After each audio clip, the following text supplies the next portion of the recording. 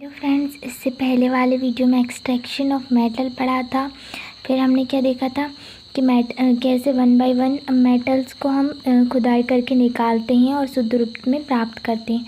अब देखेंगे physical changes क्या होती हैं, भौतिक परिवर्तन क्या होते हैं। ठीक है, तो क्या होते हैं भौतिक परिवर्तन। तो भौतिक परिवर्तन में क्या होता है, केवल पदार्थ का बाह्यतम रूप मतलब उसका आकार बस चेंज होता है, बाकी केमिकल प्रॉपर्टीज़ क्या होती हैं, चेंज नहीं होती, जैसे कि वैसे रहती है। ठीक है, जैसे कि बर्फ़ है, तो बर्फ़ का क्या हुआ, बर्फ़ क्या है, सॉलिड फॉर्म में है।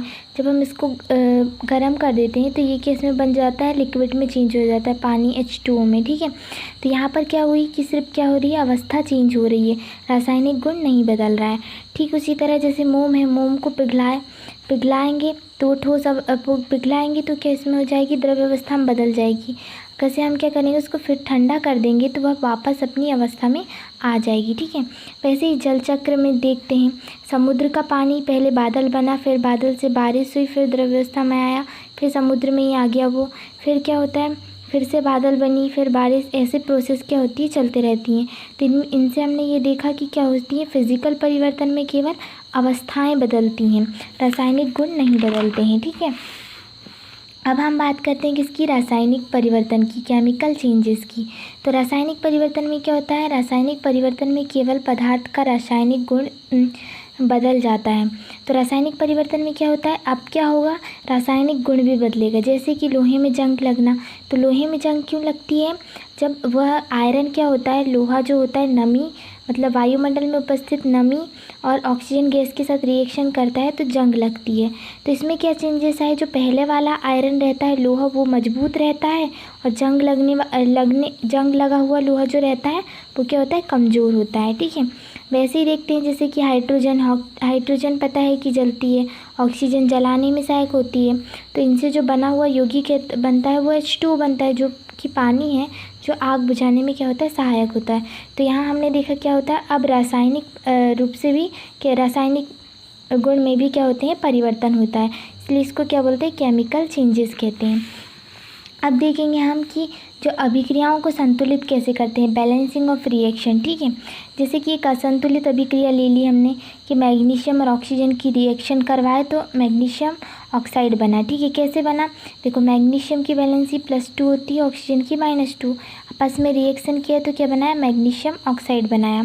ठीक है, जो इधर वाले होते हैं मतलब लेफ्ट हैंड साइड वाले जो होते हैं वो क्या कहलाते हैं, अभिकारक कहलाते हैं, और राइट हैंड साइड वाले क्या कहलाते हैं, उत्पाद कहलाते हैं। ठीक है, यहाँ पर जो अभिक्रिया में भाग लेते हैं वो अभिकारक, और अभिक्रिया के फलस्वरूप जो बनता है उसको क्या कहते हैं, उत्पाद बोलते हैं। ठीक है, तो इसमें क्या करते हैं, सबसे पहले हम क्या ले लेते हैं, जो हमने अभिकारक लिए उनको ले लेते हैं। तो क्या लिया, मैग्नीशियम लिया और ऑक्सीजन लिया है। ठीक है, तो अभिकारक को इंग्लिश में रिएक्टेंट बोलते हैं, तो इसका हम R ले लेते हैं, और उत्पाद को क्या बोलते हैं, प्रोडक्ट बोलते हैं, तो इसका P ले लेते हैं। ठीक है, तो अब दोनों साइड देखते हैं कि अभिकारक और उत्पाद मतलब दोनों साइड संख्याएं बराबर हैं कि नहीं, अभिकारक और उत्पाद की। देखो मैग्नीशियम लिया तो यहाँ पे भी अभिकारक एक ही है, उत्पाद भी हमको एक ही मिला। ऑक्सीजन देखते हैं तो ऑक्सीजन अभिकारक अभिक्रिया में 2 ऑक्सीजन भाग ले रही हैं, पर जो उत्पाद बना उसमें केवल एक ही ऑक्सीजन आई, मतलब क्या है, ये असंतुलित अभिक्रिया है। तो अब हम क्या करेंगे, इसको संतुलित करेंगे। कैसे करेंगे, देखो यहाँ पर हमको देखो, अब हमने रिएक्टेंट प्रोडक्ट सेम वैसे ही लिख लिया, मैग्नीशियम ऑक्सीजन।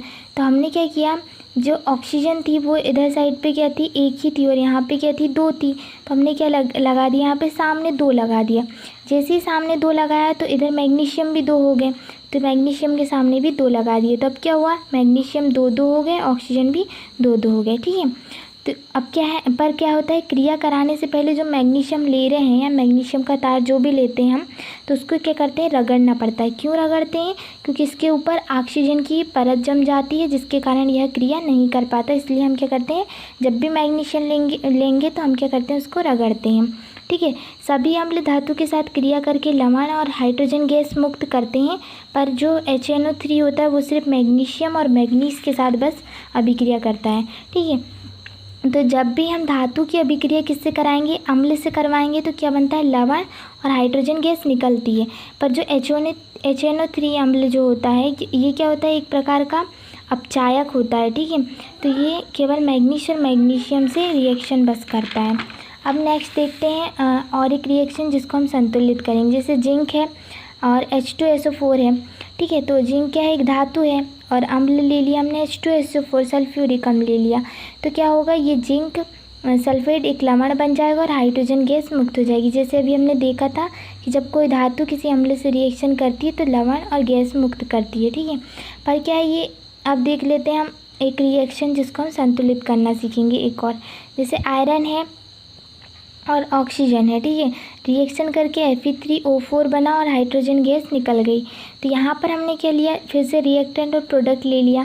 तो यहाँ पर 3 है, ठीक है, एक आयरन, एक हाइड्रोजन और एक ऑक्सीजन। तो आयरन देखते हैं, तो अभिकारक एक ही आयरन है, उत्पाद में कितने बन रहे हैं, 3 आयरन बन रहे हैं। वैसे ही हाइड्रोजन यहाँ पर कितनी है, 2 हाइड्रोजन है, H2O लिए हैं, 2 हाइड्रोजन है और बन रही कितनी है, 2 ही हाइड्रोजन बन रही हैं। पर ऑक्सीजन यहाँ पर कितनी है, ऑक्सीजन यहाँ पर कितनी है, 1 ऑक्सीजन है और यहाँ पर कितनी बन रही है, 4। तो अब क्या करेंगे, हम अभिक्रिया को संतुलित करेंगे। तो हमको कितने आयरन चाहिए, 3 आयरन चाहिए, क्योंकि प्रोडक्ट में 3 आयरन है तो यहाँ पर 3 लगा देंगे। अब क्या है हमारे पास ऑक्सीजन, मतलब ऑक्सीजन जो है वो कितनी है, इधर साइड पे मतलब अभिकारक में 1 ऑक्सीजन है और जो प्रोडक्ट बन रहा है उसमें 4 ऑक्सीजन बन रही है। तो हमने क्या किया, सामने 4 लगा दिए। सामने 4 लगाने से हाइड्रोजन भी बढ़ गए, तो यहाँ पर क्या लगा दिया, 4 लगा दिया। तो अभिक्रिया क्या हो गई, संतुलित हो गई। तो इसी तरह क्या करते हैं, अभिक्रियाओं को संतुलित करते हैं। अब नेक्स्ट लेक्चर में केमिकल रिएक्शन देखेंगे कि कितने टाइप की होती हैं और कौन कौन सी होती हैं। Thank you.